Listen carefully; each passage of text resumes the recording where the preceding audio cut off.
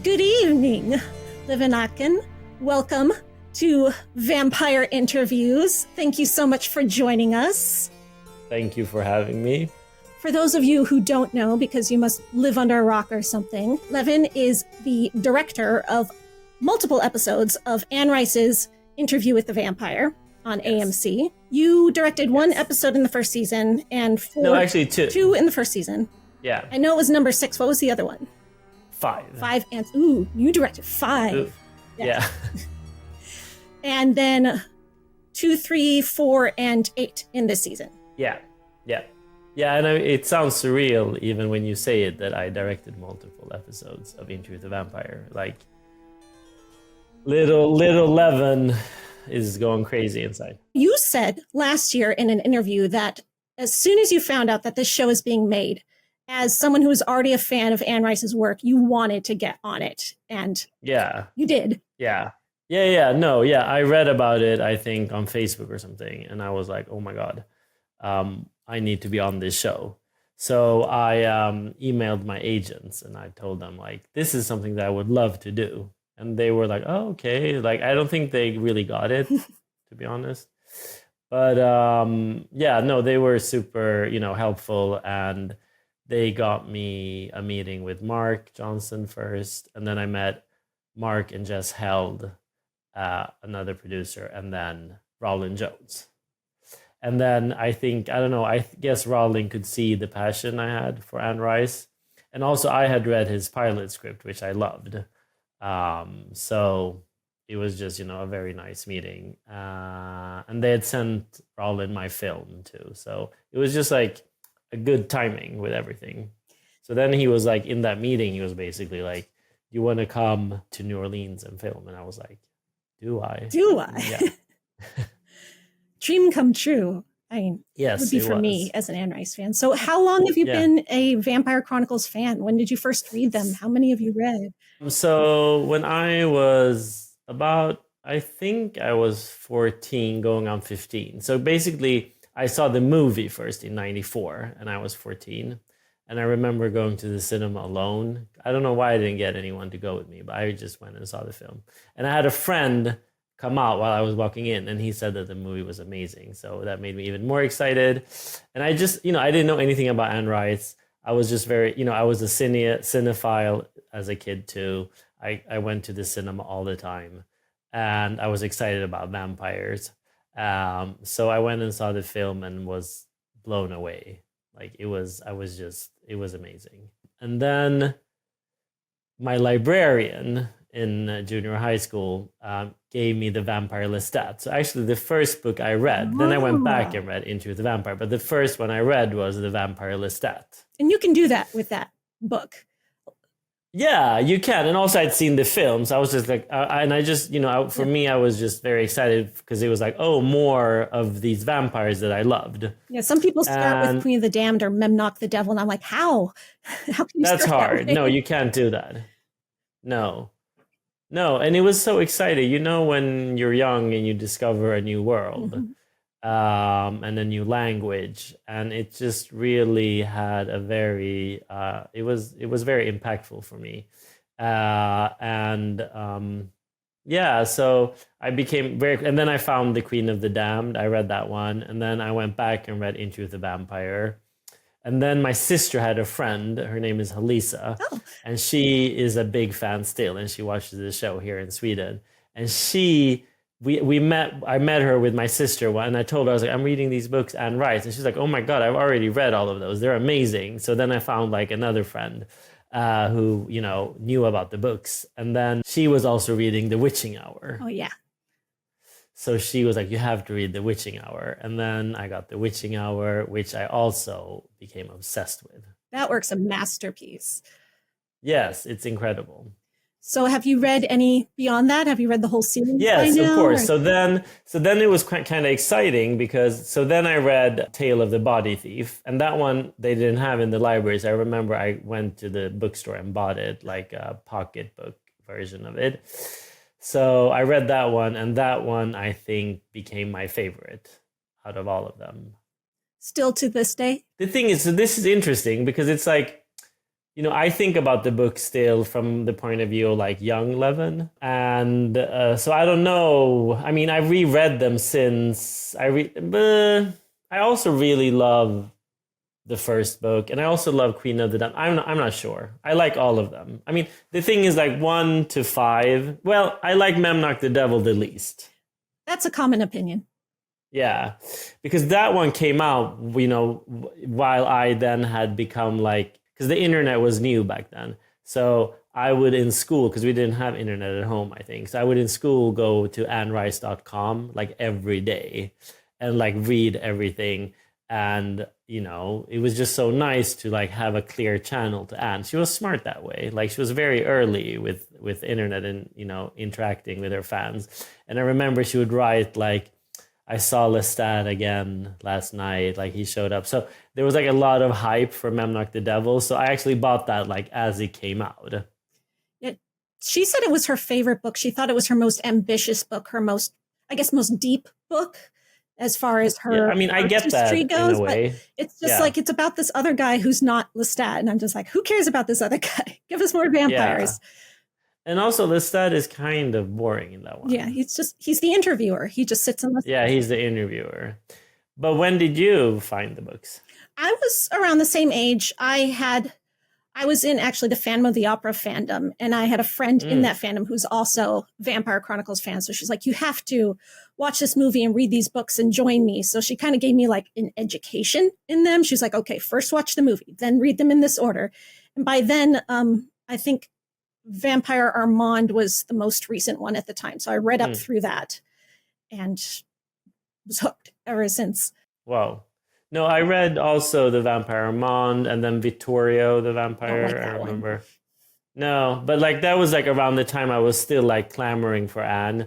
And then I read like Violin, Cry to Heaven. Love those two. Yeah, me too. They're very like Anne Rice. Violin is basically an autobiography with ghosts. Oh, yeah. That's so much of her real life in it. And reading that actually helped me understand Lestat better, because the way that she writes this self-insert character in Violin is also like Lestat's her other self-insert character. And I was like, oh, that's why he does that thing when he feels that way. Oh, wow. Oh, wow. Have you read the 3 newest books that she wrote in the 2010s? No, well, I read Prince Lestat was the first one, right? And then Atlantis. Yeah, and actually, now you're going to hate me, but like I barely finished it. I struggled with them the first time I read them, but then after I got through to the end of the third one and went back and reread them, I'm like, these are amazing, and they actually sort of became my favorites. It took me a while to get there, but it's just so many. I watched your video when you went through all of them. And it's like, at first when you read them, you don't know any of these characters. You're like, why should I care about this random new guy? Tell me more about the people I care. But after you read through them, you get to know them. Then you go back and you're like, oh, now I care about him. Yeah, I mean, the thing is, I sort of read like the summaries of them after, because I'm still like curious from like just like what's going on point of view. And also I never read Blood Canticle or Blood and Gold, like those books. Blackwood Farm. Also like, and also I think it's also for me, like I sort of lost touch with Anne, like after like my early 20s, and then I started reading other things, and then but they always have had such a strong impact on me. And what's interesting is like I remember them so well. Those books when you read at that age that really changed you. And she changed sort of my outlook on what is possible in life, and also as a gay man. And she really had such an impact on me, and she opened up the world to me.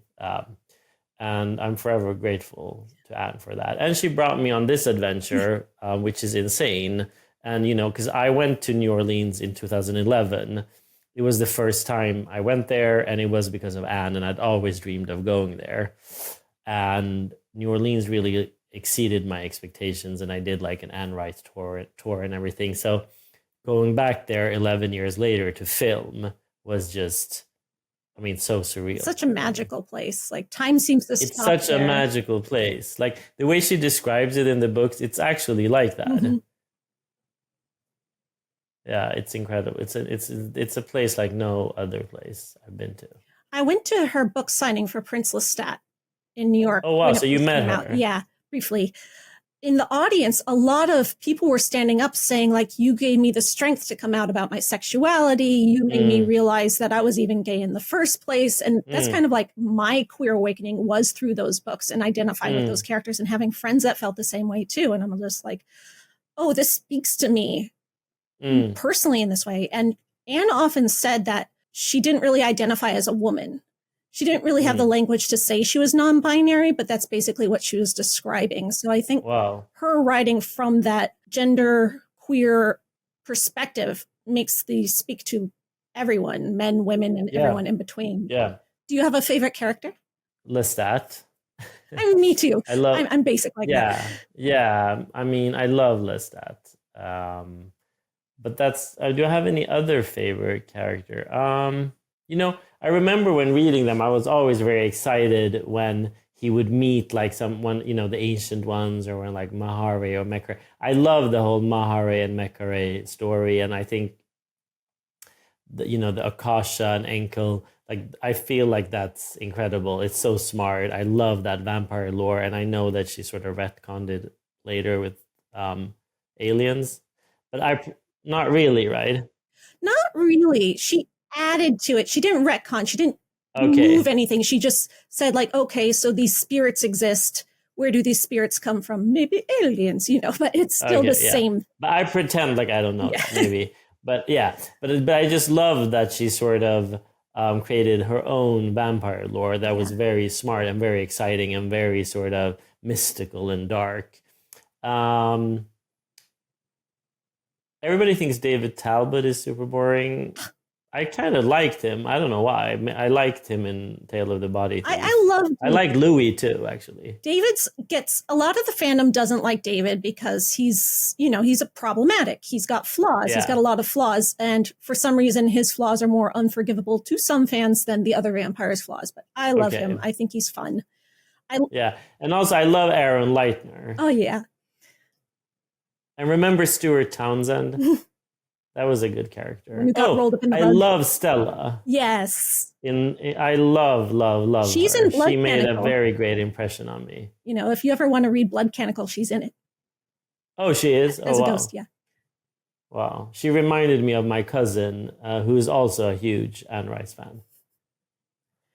So when you got this job, what were some parts that you were most excited about working on from the books? That's a good question. I think, because I'd read Rollins' pilot, so I was very excited about that. So, because I didn't get like my scripts right away, but I think reading them, I was very excited about like the cloud gift included in my episodes. And then also the chess game, because like cinematically, you can do a lot of stuff with that. I mean, it's just two people playing chess, but I was excited about all of the stuff in that scene. And that's the thing with the scripts of the show. They're so dense and they're so rich. And at the same time, they're funny and they have layers and there's so much going on. And as a director, they're very fun, challenging a lot of the times, but fun to direct. So based on what you knew of the books, but before you actually got much more information about the scripts and what it would actually be, what were like your fantasies? Like, even if the show ran for 18 seasons and you could direct any particular parts of the further books, what would be your dream parts? Tale of the Body Thief. The whole thing. Yeah, the whole thing. It's just such an exciting story. It's fun. I mean, I love the stuff on the cruise ship. It's kind of pulpy, and also from a directing point of view, with Lestat not being Lestat, and Raglan James and that whole aspect of like, how would you do that? How would you, do that in an interesting way? I think that one is fun. It'd be like that movie Face Off. Not too much, actually. I think it's okay. But like, remember, like, because she references like vice versa in the book. Oh, yeah, you remember with is his name Fred Siegel and Judge Reinhold? It's like an 80s comedy. That was kind of fun. But yeah, I mean, I guess Face Off is a good reference. Just having each actor do the other actor's mannerisms. Yeah, and yeah, so that's on. super fun. And also she was inspired by that thing on the doorstep by Yes. H.P. Lovecraft. And I love that sort of twist in the end that she pulls off, which is, I think, I remember reading that. It was incredible. And then I remember like the final chapter when he's like, if you want to keep a good, view of me, don't keep reading. Yeah. But if there's this epilogue, which is also like horrible, but fun. That's kind of the point of the whole book is he starts off the book saying, I've written these books, you've come to know me, audience, and you think of me as your friend, as like friendly neighborhood vampire, but no, vampires are evil, vampires are monsters.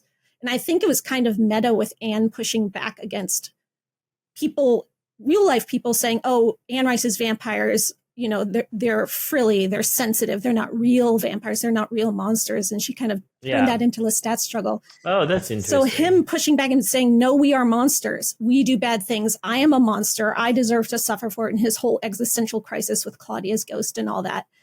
And then at the end, him doing that to David is proving his point of saying, like, he thought I was his friend. He kept saying, oh, you would never hurt me. You hurt other people, but you would never hurt me. No, monsters hurt everybody. And he couldn't have proved his point without doing that. And I think it's brilliant. Yeah. No, it's interesting for sure. Oh, if you direct Body Thief, then Claudia gets to come back. Oh, yeah. That's true. That would be wonderful. Yeah. Everyone comes back. Louis in that. He's got good parts in that. Yeah, Louis in that. Yeah, he has good parts in that. It would be interesting to see how Rollin would change it up. Yeah, he has so many creative ideas. Just things I would never think of. Yeah. So you said that he chose you to join the team because he could sense that passion in you, that you were a fan. But do you think being gay also had part to do with it? Were they actively seeking out people from the queer community to join the team? I don't know if they were actively thinking about that, to be honest. But I think it was probably a factor. I hope so. Do you think it was a factor in which episodes they chose to give you? No, because I feel like the episodes I got was just a timing thing that time around. In season 2, it was also maybe a little a timing thing, but there I specifically Rollin wanted me to do all of the Paris stuff and sort of set up Paris and then the finale. Yeah. So there he was more specific. That's nice because the Paris sections are really cohesive and have a very similar vision throughout them all. Thank you. Yeah, we all worked so hard on it. And, Mara, our production designer, is incredible. I've never worked with anyone like her. She's fantastic. So when you were directing your episodes, you got the script, you have this thing to work with, but you knowing Anne Rice's work and all the little details about it that another director might not, was there anything that you pulled from that knowledge to stick in there that wasn't already in the script? Like Easter eggs or moments or... I mean, there was always we could have sort of discussions about things and I would come in and be like, maybe a little, no, but, because also Sam is very knowledgeable. Or what, I think all of them are now, but like in season 1, I feel like specifically Sam and I would have a lot of conversations about these things. And I think the writers plan a lot of Easter eggs themselves. Yeah, for sure. For sure. So I don't think, not that I can remember that I did, I was more, I more walked around in awe and was like, can I take that home? Can I take that home? But I don't think I really planted anything. I mean, yeah, I did plant like some other personal things. Like, for instance, in season 2, there is a framed photo of a cat by Santiago's. And that's our dearly deceased cat, Eugene, Aww. who passed away just like 6 months before that shoot. So he's been immortalized there, which... See, Santiago a cat person now? I think so. Yeah. And Ben Daniels is a huge cat person too. Aww. So we spend a lot of time talking about our cats. So Eugene, I planted there. And I think I planted some other stuff. I'll come back. Let's roll back to that. Sure. I feel like I'm forgetting something. I want to hear everything. Yeah. What about directing it as a gay director? Like, I know there are other queer people on the team, but most of the team is not. So was there anything that you took from things that were written by straight people and said, I can make this more realistic for a gay show, or I can make this more meaningful? Was there anything like that that you could add in?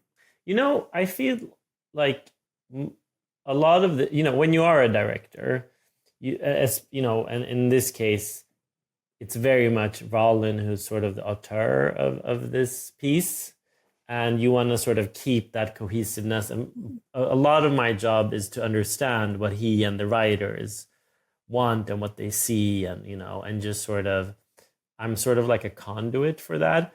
So I would compare it to if I come to your kitchen and you're like, this is my kitchen, you can use anything in the fridge, and that's it, but you can bring your own spices. And that's sort of like me doing this show. I feel it sort of funnels through me inadvertently because I have my point of view, but it's not something that I consciously think about. But of course, just in how the mise en scènes are, a lot of the time, the intimate scenes, and now I remember something that I placed, like the raccoon in season 1. That was me, because I love raccoons. I've been obsessed with them since I was a kid. You know what it reminded me of? Yeah. In the 1931 Dracula, there's a random armadillo in Dracula's house. Oh, really? It reminded me of that. Oh, wow, that's funny. Yeah.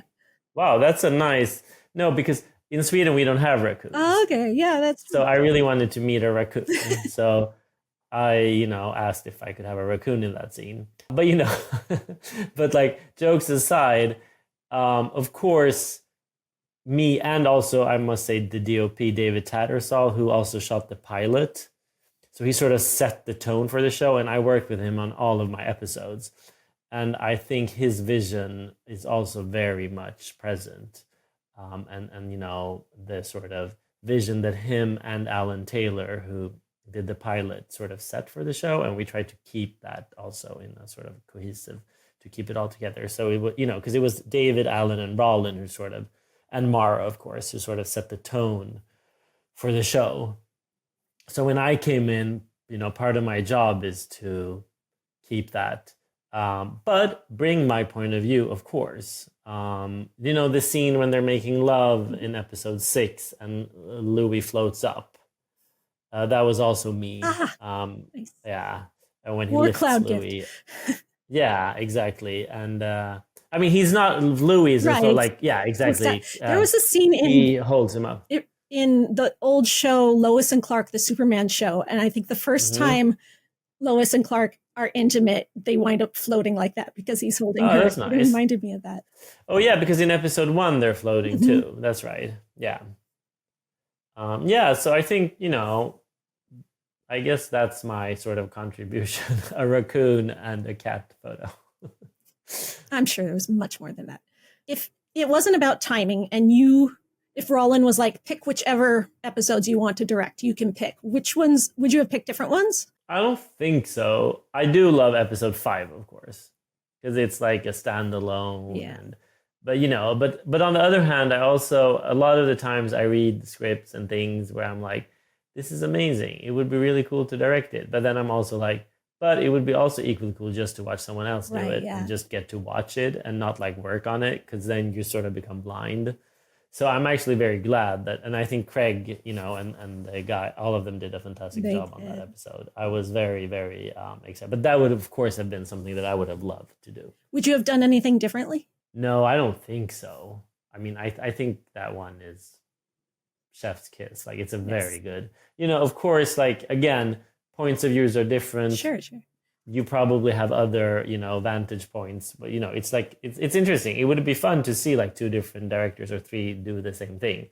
That's all. I'm always curious about those types of things, but no, I wouldn't have done anything. There wasn't anything that I saw where I was like, oh, why did he do it? Like, not at all. So, season 3, do you have any specific visions that you're already planning on for it? Any hopes that you'll be able to get moments in there from the book that you love?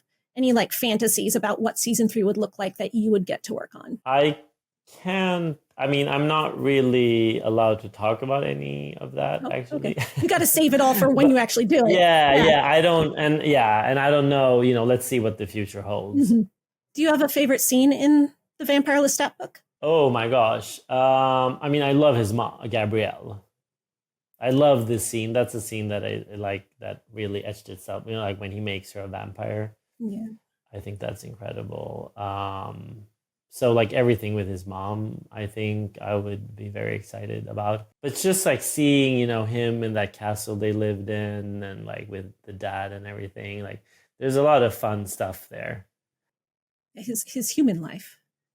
His human life, and also him as a rock star. Yes.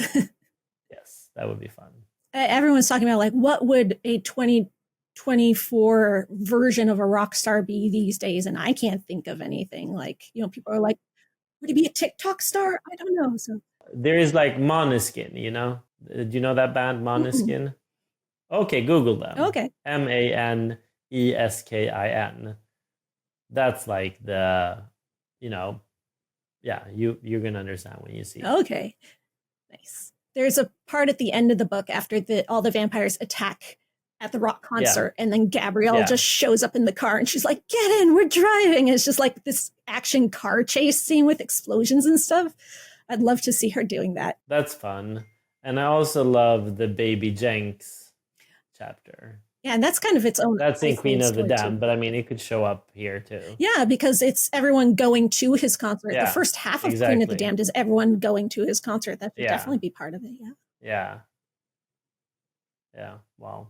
Oh my gosh. Yeah, there's a lot of fun stuff for the writers to do. So for the scenes that you directed this season, do you have a favorite scene? Everything with Ben Daniels. It was very fun working with Ben. He was incredible. He's incredible. I mean, they all are. But I was always very excited about Santiago. He was like a mischievous Cheshire cat. Yes. And he's just, he's incredible. All of the 17th century things I thought were fun to do. Lestat in the theater, obviously. I love the scene in episode 2 when they're at the cafe, him and Claudia, and she's like, when you know, who are you, Louis? Yeah, exactly. That scene I'm very fond of.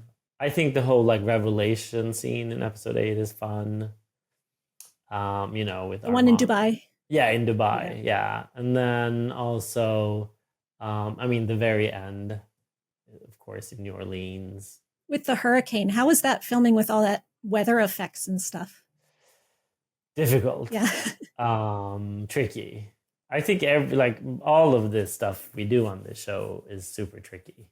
But you know, it's also fun. It's fun to see that, you know, everybody comes together and sort of, you know, pulls their weight and everything just ends up working somehow. Was that the trickiest scene you had to film? I think all of the stuff in the theater were very tricky because the theater scenes, especially the establishment of the theater, it was so dense. You know, in the script, there were so many details, so many people, him flying, and like, you know, because we don't have all the time in the world to film, unfortunately. So, you know, us pulling this off and making it look so beautiful is really a team effort on every level, and we're very, very, very ambitious because we love the source material and the script so much, and you know, and the fans and everything. So I think that, you know, it was a tough shoot in that way because we were doing a lot of things. Someone said in another interview that you had noise issues in that location.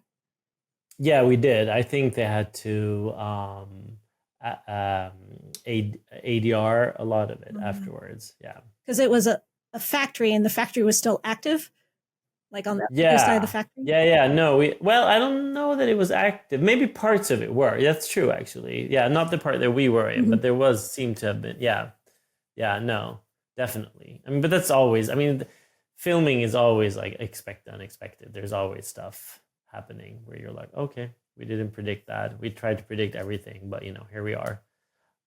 So you just have to sort of, you know, make the best out of every day.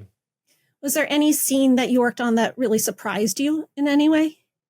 You know, in a way, it's always because you have an idea, and David and I sit and talk about how we want to do a scene, and then I think a lot of the times the actors come into a scene and they bring a lot of things themselves, and I try to always begin with the actors and see what do they bring to the table. I can have an idea of sort of a blocking and everything, but I just want to see what comes from them spontaneously, which gives it life.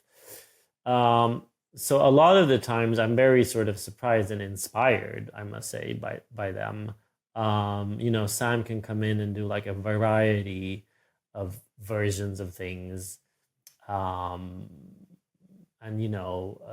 likewise Jacob has this sensitivity and this sort of he's such a good listener, Jacob, and there's so much happening in his face, and he gets these impulses that I tend to want to follow. So in that way, I think that I am a lot of the time surprised, and also when the scenes come together, I do my edit, the director's edit, but then Roland comes in and puts his edit on it, which is the final one, and again this sort of autorial cohesiveness to the whole show that he has, which also a lot of the times surprises me. Do you have any funny or cute behind the scenes stories about working with the actors? I mean, it was a very sort of jovial spirit on set, I must say. They were very playful. There was such a nice camaraderie also with the whole theater of the Vampires group. And it was very exciting being with them because they brought in also a lot of like new energy. And I think also 1927, the theater troupe, I thought was very refreshing and very fun. And they had a lot of sort of like anything is possible type of energy, which was very inspiring. I mean, we had a lot of fun. And it was also fun with the fans that would come, and they were so polite and they would stand a little to the side, and sometimes I'd interact with them. And yeah, I heard about a bunch of them showing up for the exterior scenes in the 1700s. Oh yeah, there were fans there, but also when we were shooting in the theater, the 1700s theater, I remember. So that was fun and nice. And also I had like shooting the beheading in episode 8 was fun too. Yeah. There's a part in there where his like hallucination says, "Don't use a scythe. You're not a farmer. Use a machete." Because in the book he uses a scythe. Yeah. But switching it to a machete is definitely different. Yeah, that was definitely different. I think that's also part of like Rollins' way of subverting things that I think is very fun. I like that. But yeah, a machete is definitely more brutal. But I also think it was practical because he was going to go on a motorbike afterwards. Right, yeah. Instead of in the book where it's all inside the theater. Yeah, a scythe would have been problematic in that sense. Yeah. If you'd had unlimited budget and time, what would you have done differently in any of your episodes or added to them? What would have been fun? Good question. I mean, I'd like to say actually nothing, and not in the sense that like I think it's perfect or anything, but I sort of love this, I love the unpredictable organic nature of filmmaking, and like with all of the blemishes and everything that I can see sometimes myself, because I knew what we were going for and we didn't get there and we did that instead and blah, blah, blah. I think that's, to me, part of the charm. So I don't really have anything where I'm like, I wish, I mean, there could sometimes be one or two things that we didn't have time with that I know that Roland wanted, or something that I maybe misunderstood in our communication that I know that like it wasn't exactly to the tone of like what he was wanting. It was more what I felt I wanted to do in the moment, where I can be like, I wish I would have gotten another version. But I mean, anytime it was something that felt super important, we would try to reshoot it. So we would never leave anything.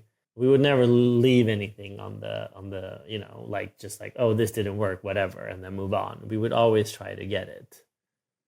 One thing I was thinking, like if I had the fantasy unlimited budget for you guys, is the scenes in the 1700s when Lestat comes to down into the coven in the book, it's this huge event with this giant bonfire, and they're playing kettle drums and they're dancing their music. But in the show, they were very quiet. They were sitting quietly. And I wondered if that was a budget thing or just an artistic choice.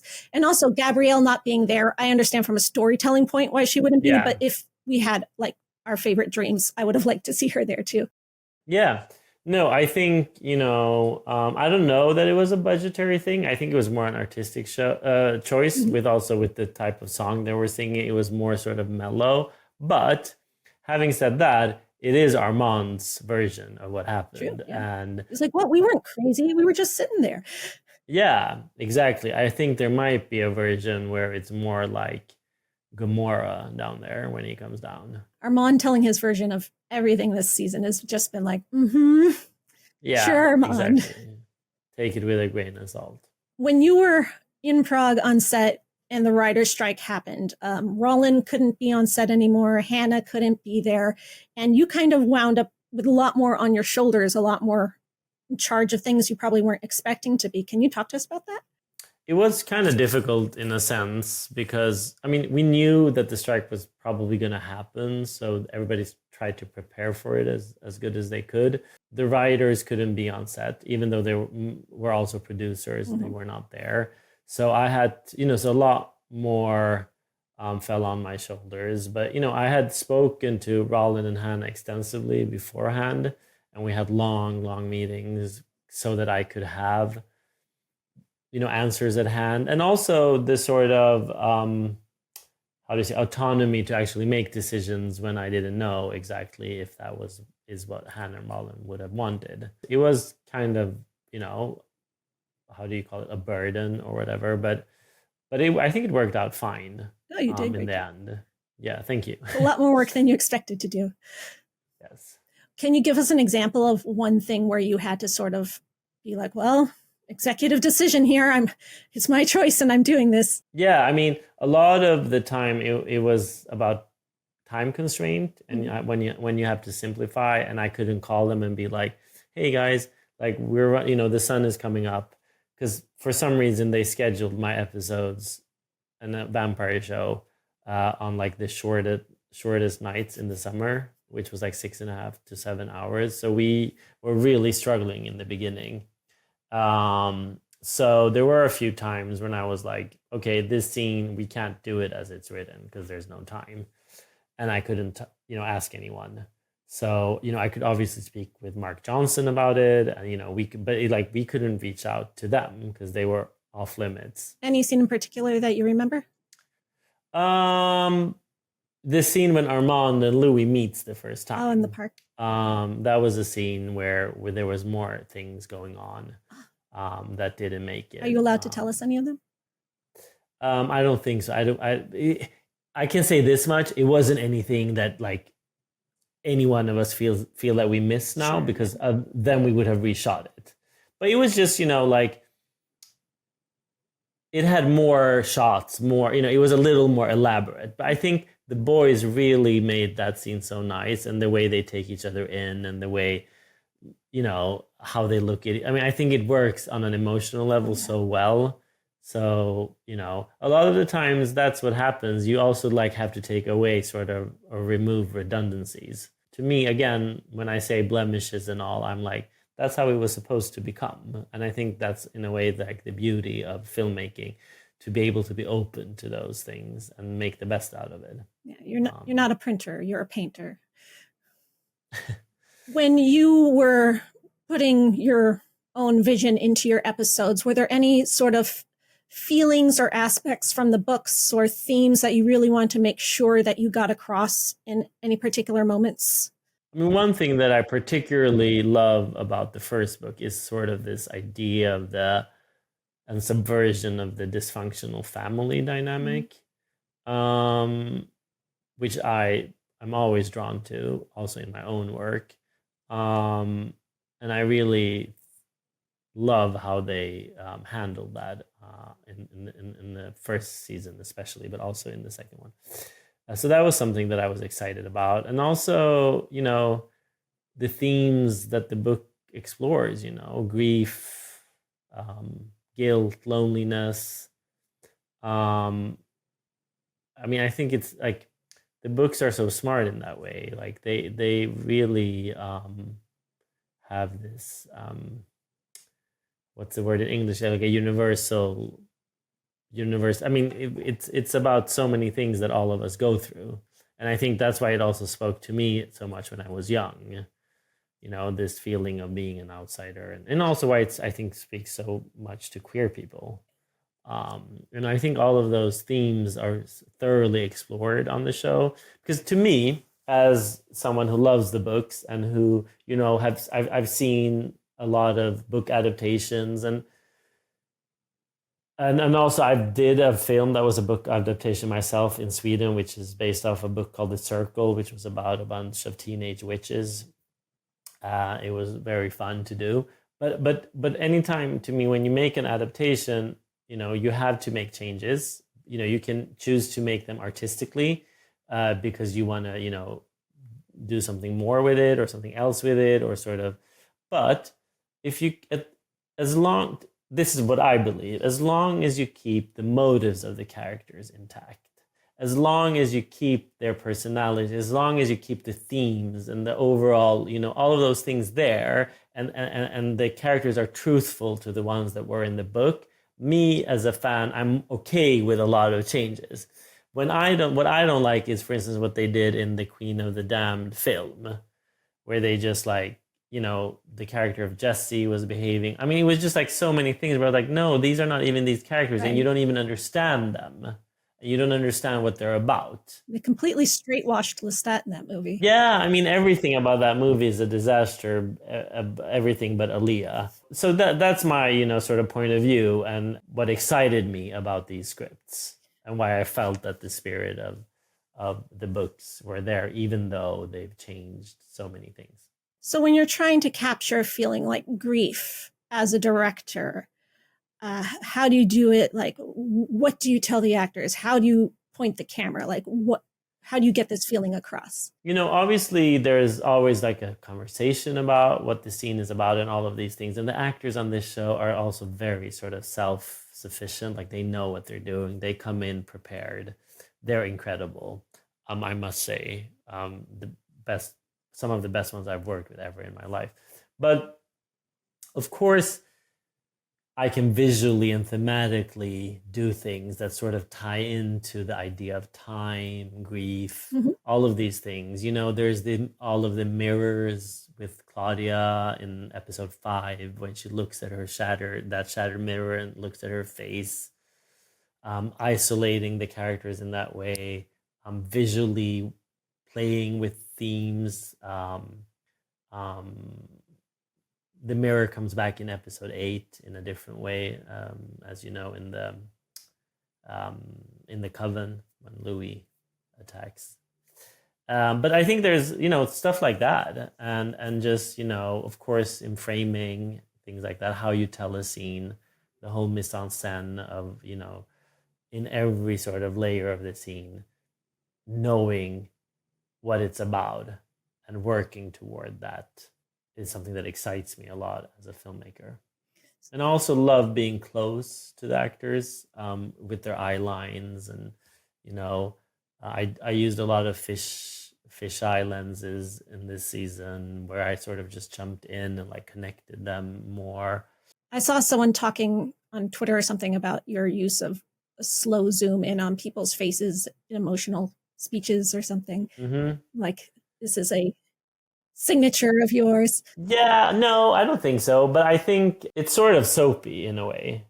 But it's also very fun and very effective. And I feel like, for instance, if you do it in a way where you don't cut away, I feel like you can really land in the actor and what he's doing. Like in episode 6 with Lestat, I think, you know, because a lot of the times when you're not working with brilliant people like Sam, you have, you know, it's very hard to get one whole take that good where you don't have to go out. But it's also just like bringing you in, sort of sucking. I mean, it's a very, you know, it's a very classic way of doing things. But I think for this show, it really works. Speaking of Sam, when we see him in episode 8, it's finally our first time seeing the real Lestat at the end there. He looks different. Like, his face shape looks different. Was that anything that you did, like camera wise, lighting wise? Like, it's effective because, we're seeing a slightly different person now because we're finally seeing the real him.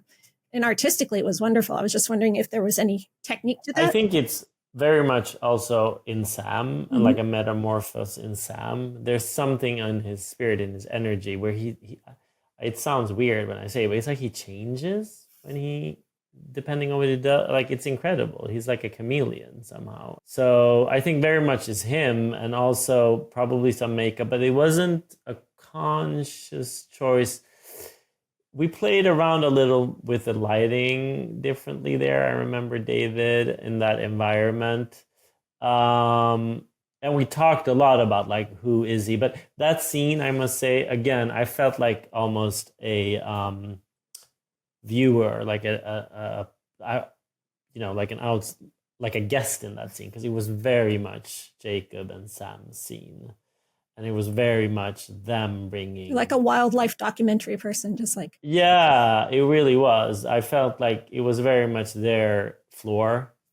And they took that floor and they did a fantastic job. I was just, I felt almost redundant that day. So episode 5 of season 1 had a huge reaction from the audience that it seemed the show didn't quite expect. And then later on, there was talk of those things in episode 5 will be revisited, which we did get to see in episode 7, which you didn't direct. What did you think of that, the revisit? Well, I always thought it was going to be Lestat saying, yes, those things happened and here's why, not those things never happened, which a lot of fans seem to think it would be, that Louis was lying and they never happened. And I'm like, but then why did he spend all of episode 6 recovering if it never happened? It had to have happened. So seeing why Lestat was forced in his mind to go that extreme, because Louis basically said, I won't stop until I kill you. And he knew there was no way to end this fight otherwise, that, one of them would die if he didn't put an end to it. And that's why he did. And also his temper. That made a lot of sense to me from a character point of view. But was that always intended way back when you first filmed episode 5, or was that a response to the audience's reaction? I remember Rollin and I discussing that scene extensively, and I remember him saying that he wanted to revisit it back then too. Oh, yeah. Did he have in mind yet what that revisit would be? Was it all planned from the beginning? I think we talked... I can't say I remember precisely, but I remember him talking about and him saying like what happens in that room. And I remember him telling Mara, like, what happens in that room, we need to keep stuff because it will be revisited. The writers are so smart. Like, I'm sometimes like trying to be like, but you guys, what about that? And they're like, well, da da da. I'm like, oh, okay, yeah, that makes sense. So I know that they wrote, all of what became season 1 and 2 at once. So they had that whole outline, but they, split it into 2 parts. So originally, episodes 4 and 5 in season 1 were supposed to be 1 episode, and then they were able to stretch them into 2. I feel like you know more than me probably about that. So when they stretched it out into 2 seasons, it felt like episode 6 was a lot of what was added in the second right through that wasn't in the first. And of course, episode 5 was expanded because it used to be half of an episode. Were you able to see both versions? No, not at all. I saw the finished versions because you must remember that I'm a Swedish citizen. So for me to get the whole O1 visa and everything to be able to actually film in America was like a huge ordeal, and it took a very long time. And like there was Corona at that time, so all the embassies were closed, and I had to fly to like Lithuania to get my so it was just like so they didn't know until like very last minute if I was actually even going to make it. So I remember like as soon as that visa was cleared, I was in Lithuania then, I got like episode 5, first 5, 6 I got a little later, like it just came in my email and I just read it and it was that episode. Because when we all watched episode 5, we thought, well, of course we see why Claudia wants to kill Lestat now. He just did this thing to Louis. But then we have all of episode 6 before she finally decides that. And so my guess was that because it had to be stretched out, then that had to be added in as a like, well, that's probably what she would have done in the first version, but in the second version, they had to build up more to it, and they had the time to do that. I mean, possibly. I really love episode 6 because I feel it's a very sort of tricky episode in the sense that it's like an episode that like brings you back to where you were in the end of 5. It's like one of those that technically shouldn't work, but I feel like it worked quite well. And it's just, that's the wonderful part of TV where you can actually dive in and expand and be with characters and come closer to them. It was a really domestic episode too. Yeah, it was a domestic episode, and I love when he's like chasing that little goat who was very cute. Yeah. What was the name of the goat? It had a funny name. Barnaby. Aww. Was the name. Barnaby, and then and actually Alan Taylor shot that for me. Yeah, it was a fun episode to shoot. Like again, I love that chess scene when she's like, we're gonna kill the stat. We have a lot more gay shows on TV now than we used to, but it's still not big. And people are saying that maybe Interview with the Vampire is not getting as high ratings or as high watchership as it would if it wasn't gay. But it's important that we have it. And is there anything that you hope a queer audience will take away from this show that may help produce more shows like this in the future, or the non-queer audience, like what you hope they would take away from this show? Sure. But I just also want to add to this sort of like idea of like maybe it's not reaching the audience that it should. I don't think that's the thing. I love that this show is so unabashedly queer. I love that it has problematic queer characters, villainous queer characters. It has everything. And it's really sort of, when you think about it, in many ways, a very sort of boundary expanding show that I have never seen before. It's, to me, the best version of the show that I could have dreamed of. And I'm not saying that because as a viewer, I would have been so excited about it. But I do want to say that the show has not come out in large parts of the world, unfortunately. And I don't know why. We don't even have it here in Sweden yet. There's a huge, audience here, of course, that would love to see the show. And I think also what's fun about the show, it works on many layers. It's a very mature show, but it also has a very like sort of plot-driven, exciting, like you don't have to get all of the nuances to have fun with it. So in that sense, I also think that it has a wide audience, potential wide audience. And, let's see when it comes out on Netflix. Yeah, that's going to be what will happen, huge. Because I feel like there are more specific slim shows, or whatever you say in English, on Netflix that has a big following. So I hope that this one will grow. And what do I want queer audience to take from it? I mean, I hope that they can see the sort of care and sensitivity that we all put into crafting this show, and that AMC put into the show. Because at some point when I was doing season 1, I was walking around this studio set that they built, which was incredible. And they did another one of Paris in season 2, which was just like mind-blowing, the way it looks and the amount of resources that they put into it. And I was thinking to myself, like, wow, this is incredible that, a network goes in and does this sort of big prestige show where they put in so much resources, where they're not like skimping on anything, like the costumes, the actors, like everything, the talent involved, the writers. And it's still like so, in a way, specific and like artsy, and like they give you so much freedom to do a show like this. I think that's probably one of like the few positive things, I guess, about capitalism. Coming from an environment in Sweden where we don't have sort of a market in that way. So all of our broad things that needs to reach an audience is often very, very broad and very, very sort of like anytime. I mean, an episode of Interview is basically what a whole show, an expensive show, would cost in Sweden. And we still have to be super broad. And then we have, government funded art house movies, which I make here. But in America, you can make those movies, but with a budget, which is incredible. Do you think the network put so much into it because it was gay and it was important for them to make that effort? Or do you think it was beside the point? I think it's in a way beside the point, but I don't think they mind that it's gay. Do you know what I mean? No. I think that's what's like, I think it's just like, they're like, this is an incredible show. The writing is amazing. The talent that they brought in, that they chose, is amazing. And they're, approving all of the episodes beforehand, of course, and the whole theme and everything, they have to make a presentation to the network. And I think they're very much supporting the show. And I think it's incredible. Really. What sort of impact do you hope it has on non-queer audiences? I hope the same, I hope that they also see how different the show is, and also that they, I feel as a viewer, regardless of my background and everything, I'm very interested in seeing things that show me new ways, new people, new rooms, new places that I haven't been to.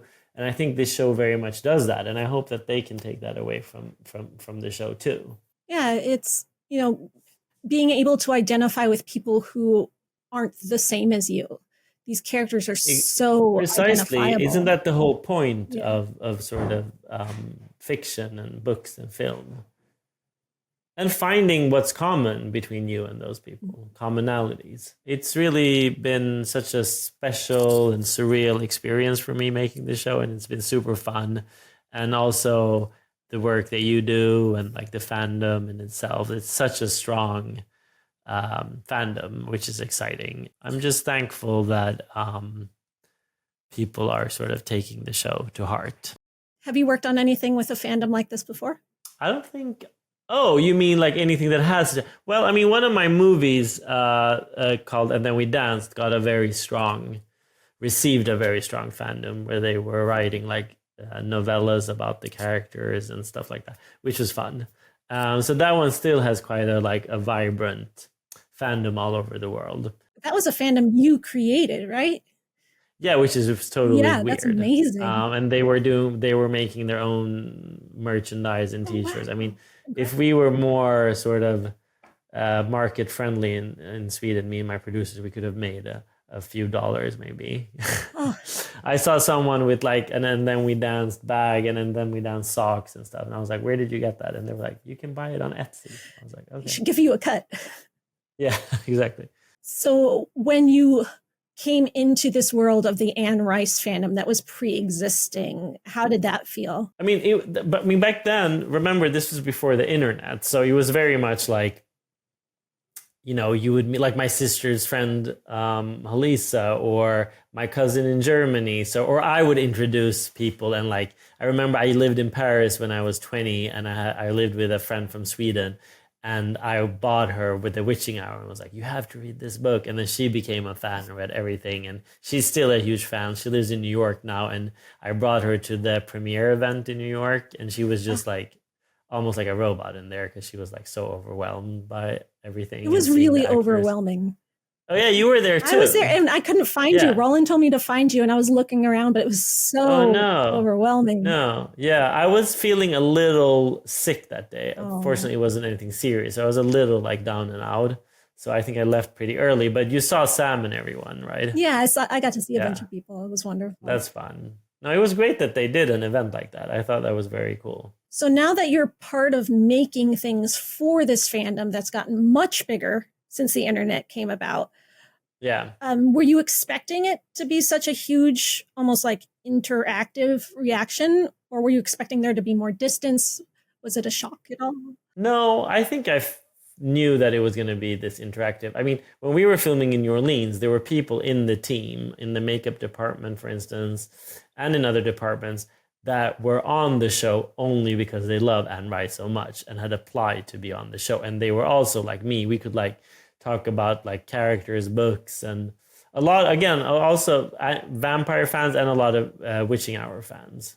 Witching Hour fandom is strong. I don't know how strong it is compared to the vampire ones. It's strong, but it's in its own kind of bubble. And if you're not in it, like you don't interact much with it if you're just in the vampire fandom. Yeah. It's also much more prevalent on Facebook as far as fandoms go. Interesting. I had 2 friends that were big fans that auditioned to be extras in the pilot. And one flew from California, one flew from Chicago just to be extras in that pilot. And were they extras? Yeah, they were. They were. Oh, cool. That's incredible. Yeah. Just I would have done it too if I thought I had. No, man, I think there's so many Anne Rice fans in New Orleans too. I went to the doctor's there and he was like, "What are you working on?" And I was like, "I'm working on a vampire show." He's like, "Interview with the Vampire?" I was like, "Yeah." He was like, "Oh my God, I met Anne Rice and like blah, blah, blah. I'm such a huge fan and it's incredible." Trying to think if there's any New Orleans scenes in book 3. There is. Yeah, there's some New Orleans scenes in book 3. So you might get to go back there. Maybe, who knows what the future holds. But you obviously, because you come from the book perspective, you want to see probably an alternate show where it's much more like following the books and where it's like the book on screen. I mean, I've got the books. It's nice to see something you love put in a visual format. That's like why people draw pictures from the books. Yeah. But I also like new ideas and new fun things because the books are there. And if you give me something that's different than the books, then I get more. So now I have 2 cakes. Yeah, that's actually a very nice way of seeing it. And also the film exists, which is more sort of like the aesthetic that you imagine in the books, maybe.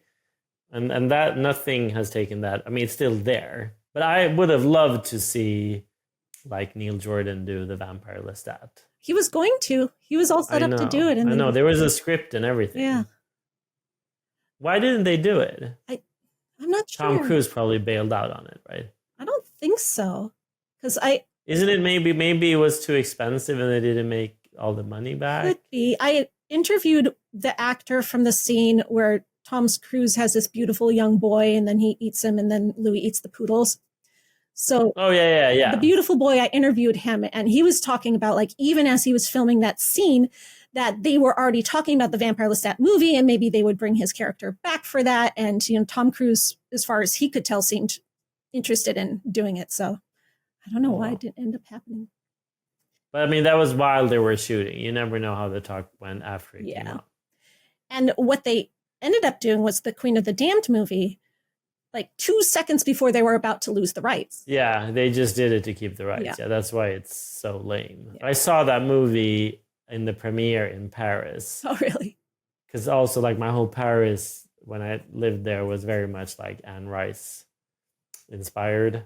And I saw that movie in Odeon, in the theater on Odeon, and I was so disappointed. Did you ever have a chance to see the Broadway musical or? Never, but I wish. I've seen like clips on YouTube. Mm-hmm. That would have been fun to see. It was, but when I saw it, did you see it? Yeah, I saw it wasn't on Broadway because I was living in New York at the time. I went there for theater school. Wow, that's incredible. And when I saw it, my knee-jerk reaction was kind of similar to my knee-jerk reaction to Queen of the Damned. It's like, this is not doing it right. This is not doing it justice. But it's sort of one of those things like after you go back and look at it again, you're like, you can see what it does do right. I even have that feeling with some of the Queen of the Damned movie. There are parts in it that I do like now going back to it when I'm not having that knee-jerk reaction. Maybe I should rewatch it. Yeah. I mean, if anything, it's fun. The best parts of the Queen of the Damned movie are the deleted scenes, because those are parts from the book with like the ancients and stuff that didn't make it into the movie. Oh, okay. Where can I find the deleted scenes? All the deleted scenes are on YouTube. You can find them there. Oh, really? Okay, cool. I'll check that out. But this was lovely. Thank you so much. So nice talking to you. I'm so glad you came here to talk to me, and I'm so glad that I've met another fellow Anne Rice fan. Likewise. It was great, and I could have probably gone on for another hour, but it's dinner time here. I can feel my stomach growling. It was wonderful to get to know you. Wonderful, and looking forward to seeing more of your videos. Oh, thank you very much.